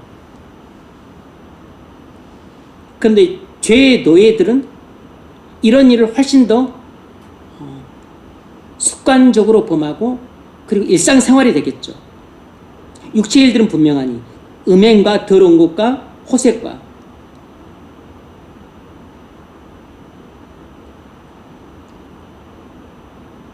우상숭배와 주술과 원수 맺는 것과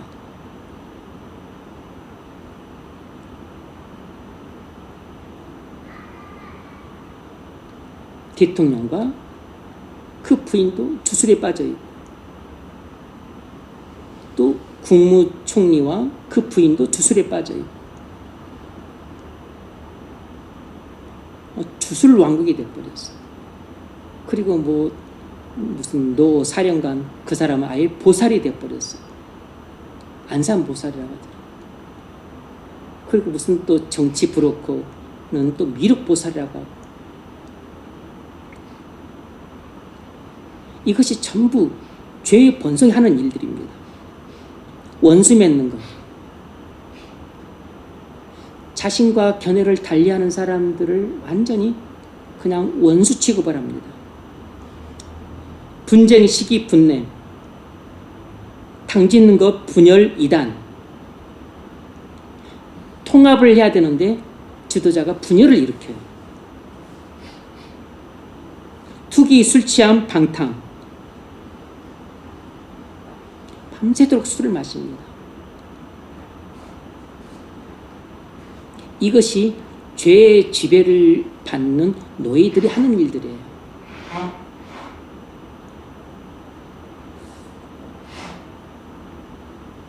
그래서 아무리 정신과 분석, 사회 심적 분석을 해서 그렇게 치료를 해도 그건 절대 사람 못 고칩니다.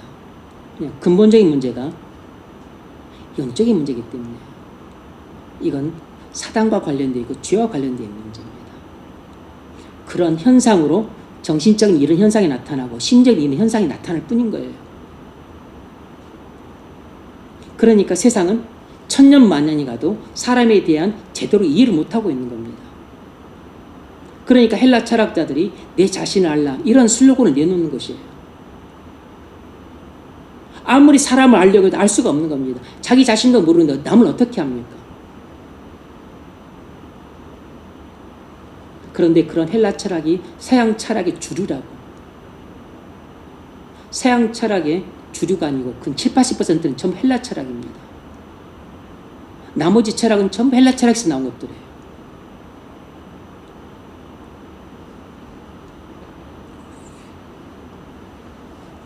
세 번째로, 세상은 인생에 있어서도 무지하다는 것입니다. 인생의 목적에 있어서도 무지해요. 왜냐하면 모든 사람은 타락으로 말미암아 총명이 어두워졌기 때문입니다. 그리고 그들 가운데 무지함이 들어왔기 때문에 이미 어둠 속에 살고 있고, 이 세상 어둠이니까 이 어둠 속에 살고 있을 뿐만 아니라 어둠이 그 안에 들어와 있어요. 그러니까 자기 총명도 어둡고, 그리고 영적인 이해력도 어두워요. 지성도 어둡고 영적인 이해력도 어두워요. 그래서 어둠의 지배를 받는데 또 이 세상 자체가 어둡습니다. 이중의 어둠이죠. 자기 안에도 어둠이 지배를 하고 있고 바깥도 어두워요. 볼 수가 없는 겁니다. 그래서 하나님도 모르지, 사람도 모르지. 그래서 인생의 목적도 모릅니다. 네 번째로, 죽음에 대해서도 무지해요. 다가올 심판에 대해서도 무지합니다. 죽음이라고 하는 것은 육체적 죽음만 하지 영원한 죽음을 모릅니다. 지옥을 몰라요. 데살로니가전서 5장 4절, 형제들아 너희는 어둠에 있지 아니하매 그날이 도둑같이 너희에게 임하지 못하리니 너희는 다 빛의 아들이요 낮의 아들이라. 우리가 밤이나 어둠에 속하지 아니하나니 그러므로 우리는 다른 이들과 같이 자지 말고 오직 깨어 정신을 차릴지라. 자는 자들은 밤에 자고 취하는 자들은 밤에 취하되 우리는 낮에 속하였으니 정신을 차리고 믿음과 사랑의 호신경을 붙이고 구원의 소망의 투구를 쓰자. 아멘. 너희는 다 빛의 아들이요 낮의 아들이라. 우리가 밤이나 어둠에 속하지 아니하나니 그러므로 우리는 다른 이들과 같이 자지 말고 오직 깨어 정신을 차릴지라.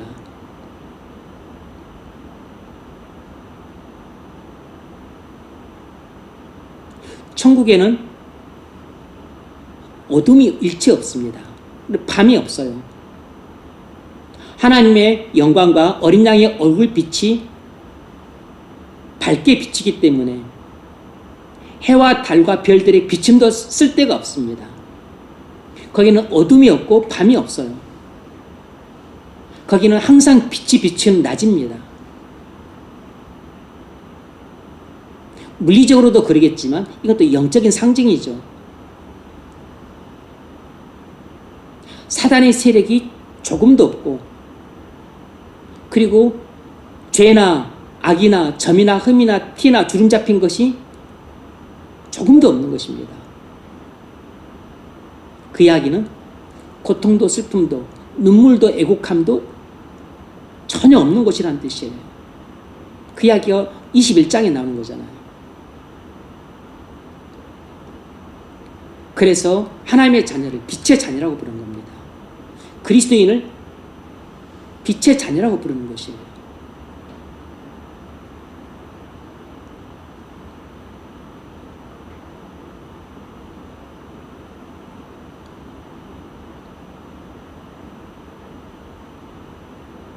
자는 자들은 밤에 자고 취하는 자들은 밤에 취하되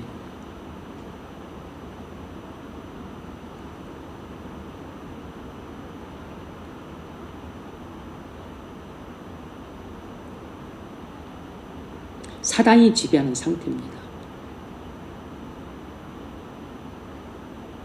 악한 세상이에요. 죄악이 충만한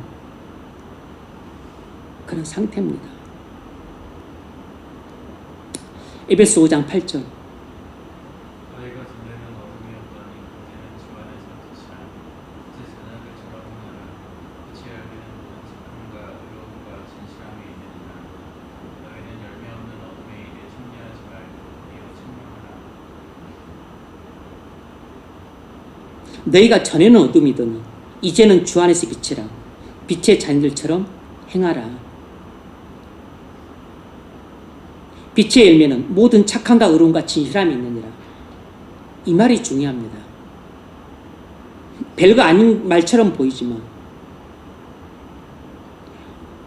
역으로 말하자면 어둠의 열매는 모든 악함과 불의와 거짓이란 뜻입니다. 그리고 악하게 행동하고 그리고 불의를 일삼고 그리고 거짓말을 하는 것입니다. 그건 뭐죠? 어둠의 열매라고. 어둠의 자식들이 하는 일들입니다. 어둠의 자식들이 어둠 속에서 살아갈 때 그렇게 거짓말을 일삼고 그리고 그렇게 불의를 저지르고 불법을 저지르고 그리고 그렇게 악하게 행동을 하는 것이에요.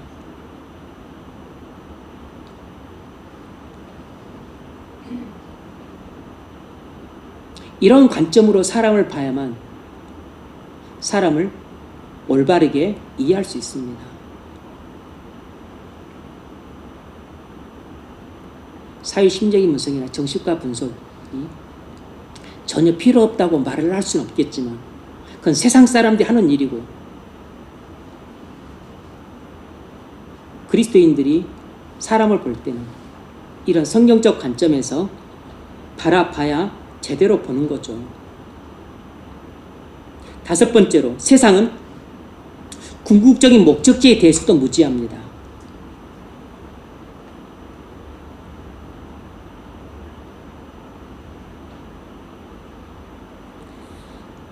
어디로 가는지도 몰라요. 마태복음 6장 22절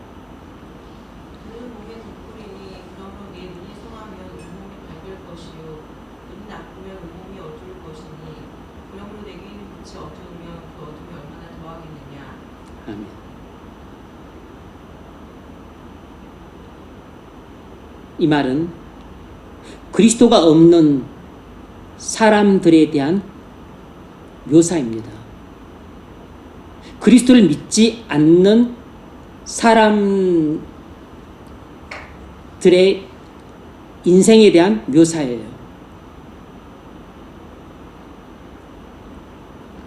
많은 세상에 학식 있는 불신자들을 말이나 또 책을 읽어보세요.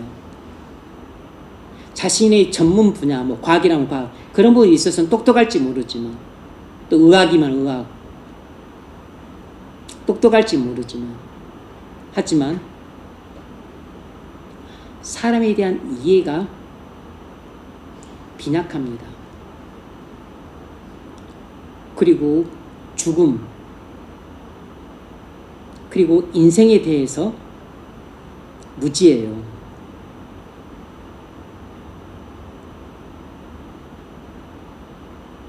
그래서 믿지 않는 세상의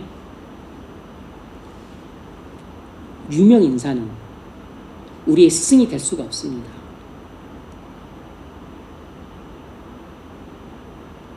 물론 부분적으로 배울 부분은 있을 수 있어요. 그러나 종합적으로 우리 인생의 멘토가 되지는 못합니다. 세상은 궁극적인 문제들에 대해서도 무지합니다. 하지만 그리스도인은 이 세상의 본질을 꿰뚫어보는 사람이에요. 오직 그리스도인만이 사람의 본질을 꿰뚫어볼 수 있습니다. 오직 그리스도인만이 이 세상의 본질을 꿰뚫어볼 수 있어요. 오직 그리스도인만이 이 세상에서의 삶의 본질을 꿰뚫어 볼 수 있다고. 그리고 그 이 세상의 삶의 본질을 꿰뚫어 보기 위해서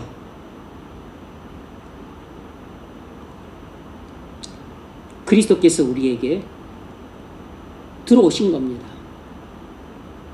믿음을 가진 사람은 그걸 꿰뚫어 볼 수 있는 눈을 가진 사람이에요.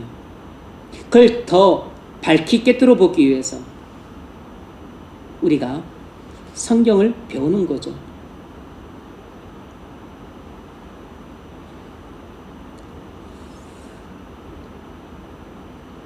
그리스도인은 이 세상의 문화를 신뢰하지 않습니다. 잘 들으셔야 돼요. 그리스도인은 이 세상의 문화를 신뢰하지 않습니다. 그렇다고 해서 이 세상의 문화를 무시하지 않아요. 쓸데없다고 말하지 않습니다. 연극, 영화 그딴 거 쓸데없어. 클래식 음악, 대중음악 그런 거 쓸데없어. 스포츠, 국악, 또 축제 그런 거 쓸데없으니까 하지 마. 그렇게 보지 않습니다. 문화는 나름대로 가치를 갖고 있어요. 하나님의 일반 은총의 영역에 속한 것들입니다. 하나님께서 우리에게 악기도 주셨고 음악도 주셨고 미술도 주셨고 또 체조와 예술 주셨잖아요. 음악을 주셨기 때문에 우리가 찬송가를 부르죠. 미술을 주셨기 때문에 아름답게 그리기도 하고 만들기도 하는 겁니다. 건축기술 하나님이 안 주셨으면 누가 주셨겠습니까? 하나님이 지혜를 주셨으니까 전기도 만들고 전등도 만드는 거죠. 마이크도 만들고 쓸모가 있습니다.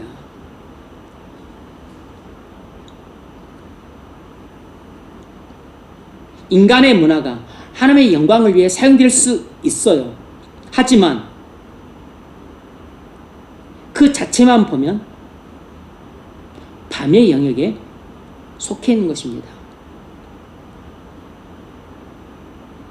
인간의 문화가 하나님의 일반 은총의 결과고 하나님의 영광을 위해서 사용되기도 하지만 인간의 문화를 그 자체만 놓고 보자면 어둠의 영역에 속한 것들이에요. 밤의 영역에 속한 것들이라고. 그래서 우리가 하나님의 영광을 위해서 우리가 음악을 쓰잖아요. 미술도 쓰고 전자제품도 쓰고 건축도 쓰고 예배당도 만들고 에스카레이터, 엘리베이터 만들잖아요. 정수기도 쓰고 책꽂이도 냉장고도. 하지만 인간의 문화를 신뢰하지는 않습니다. 신뢰해서는 안 된다고.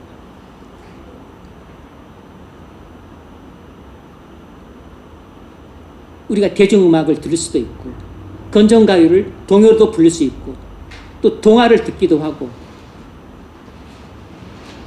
또 클래식을 듣기도 합니다. 하지만 그런 것에 깊이 빠지지 말아야 돼요. 그런 것들을 너무 사랑하지 말아야 됩니다. 쓸데없다. 그런 거 다 집어쳐. 무시하고 멸시하고 그렇게 해서는 안 되는 겁니다. 하지만 사랑하지는 말아야 돼요. 깊이 빠지지는 말아야 됩니다. 일정 부분 쓸모가 있고 또 이 땅에서 우리의 삶을 조금 더 풍성하게 해줄 수 있습니다. 그리고 하나님의 영광을 위해 쓸 수도 있어요. 기본적으로 하나님이 주신 일반 은총의 결과들이라고. 하지만 그 자체만 놓고 보자면 어쨌든 어둠의 영역에 속해 있습니다. 밤의 영역에 속해 있는 것들이에요. 이것이 문화의 한계입니다. 이 세상 문화의 한계라고. 그러니까 완전히 배척도 하지 말아야 되지만 깊이 빠지지도 말아야 됩니다.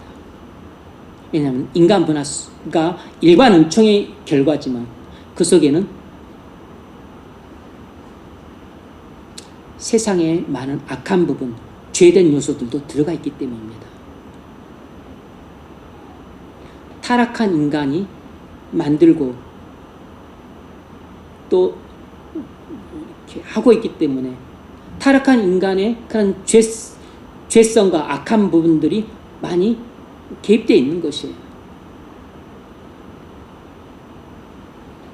자, 적용제를 읽어보십시오. 여러분은 어떤 인생관을 갖고 있습니까? 여러분의 인생관은 성경적인 인생관입니까? 여러분의 인생관을 말해보십시오. 네. 자, 결론을 짓자면 결론은 듣네. 성경적인 인생관이란 이렇게 한마디로 정의 내릴 수 있습니다. 사람은 진노 아래에 있는 이 세상에 마음을 두지 말고 영원한 천국을 바라보고 살아야 한다는 관점이에요. 성경적인 인생관이란 사람은 진노 아래에 있는 이 세상에 마음을 두지 말고 영원한 천국을 바라보고 살아야 한다는 관점입니다.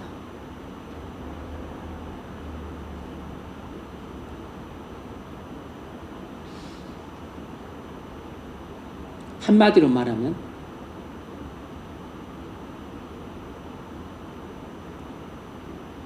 이 세상을 빨리 떠나 주님과 함께 거하고 싶다. 이런 것이에요.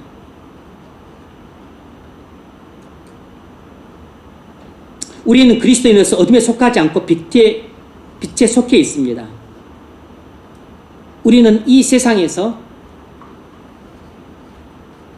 천국을 향해 걸어가는 순례자들이에요.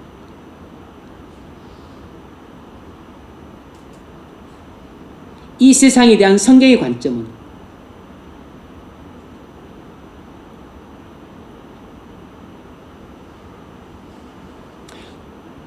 죄가 관영한 악한 곳이라는 것입니다.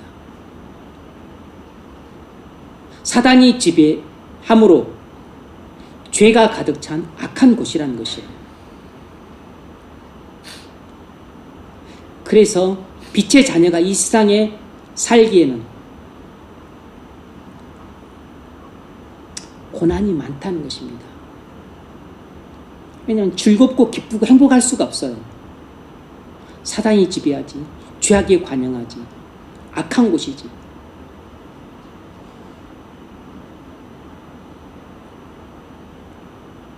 제가 볼 때는 그걸 가장 극명하게 보여주는 그 영역 가운데 하나가 정치판인 것 같아요.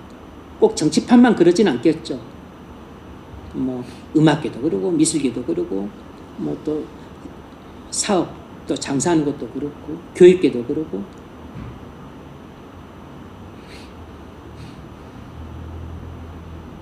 이 세상은 장차 망할 세상이고 정죄받을 세상이고 하나님의 진노 아래 있는 세상입니다. 아무리 훌륭한 정치가 나타난다 할지라도 이 세상을 근본적으로 바꾸지는 못합니다. 부분적으로 약간 개선할 수는 있어요. 노예제도를 폐지한다든지 아니면 뭐 또 소득기본법을 만든다든지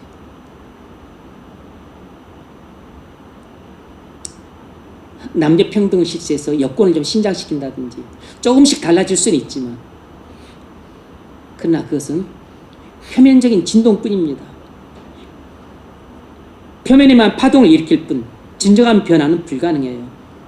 히브리서 13장 14절 우리가 여기에는 영구한 도성이 없으므로 장차 올 것을 찾나니 무슨 말입니까? 우리가 지금 발을 딛고 살고 있는 이 세상은 장망성이라 우리는 영원한 도성을 바라보고 살아야 한다는 것입니다. 그러니까 장망성에 마음을 두지 말고 영원한 도성을 바라보고 살아야 한다는 것이에요. 존 버년의 철로역정에 그런 내용이 나오죠.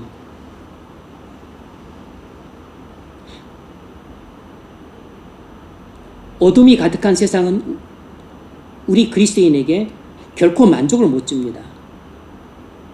우리는 현란한 빛을 비추는 허영의 장터를 통과해 가고 있어요. 철로역정에 나오죠. 그 길을 계속 지나서 영혼을 향해 나아가고 있습니다. 한마디로 말하면 그리스도인은 천국을 향해 나아가는 순례자들입니다.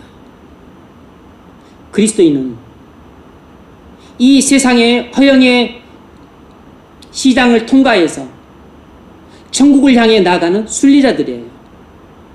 이것이 성경적인 인생관입니다. 이 세상 사람들은 이 세상의 허영의 시장에 붙잡혀서 정욕을 만족시키며 안주하고 있어요. 반면에 그리스도인은 이 세상의 허영의 시장에 좌고우면하지 않고 지나쳐서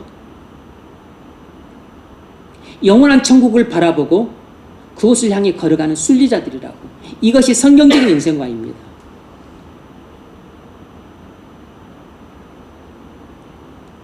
다시 말해서 성경적 인생관이라 사람은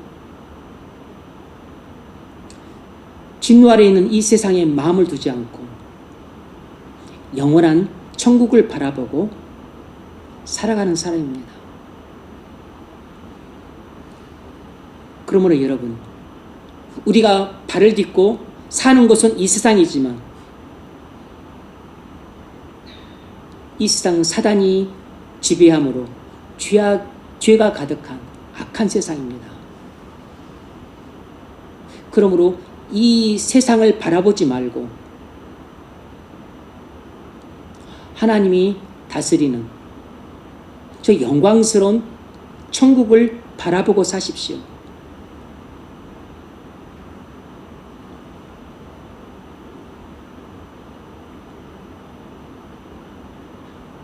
빨리 죽기를 소망하지 말고 빨리 천국에 들어가기를 소망하십시오. 그래서 이 세상을 빨리 떠나서 천국에 빨리 들어가기를 소망하는 것, 그것이 제가 볼 때는 성경적인 인생관이라고 볼 수 있어요. 그래서 바울이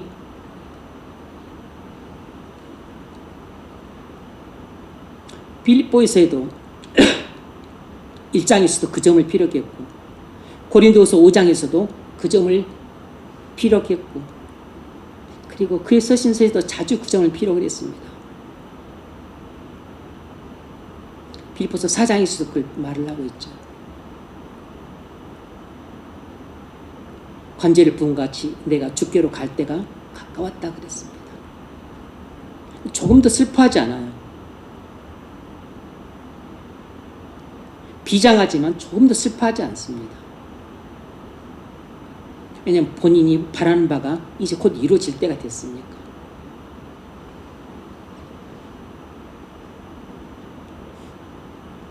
이 세상을 떠나서 천국에 빨리 들어가기를 소망하십시오.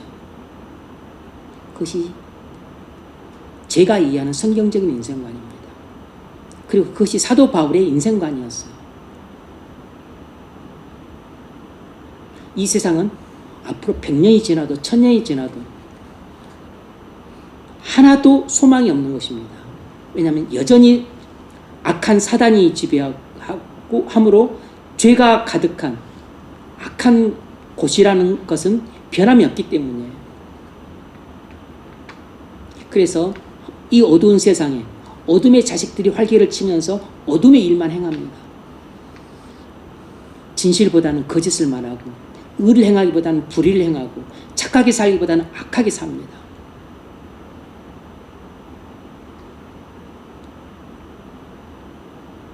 그런데 우리는 착하게 살고 의롭게 살고 그리고 진실하게 살려고 하니까 부딪히는 것이에요.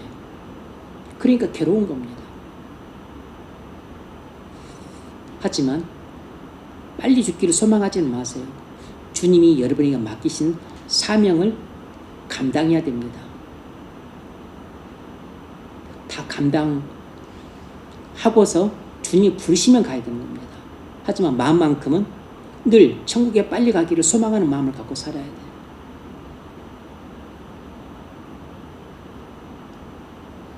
진노 아래 있는 이 세상을 사랑하지 말고 사랑하는 천국을 바라보고 사시는 여러분 되시기를 주의 이름으로 축원합니다.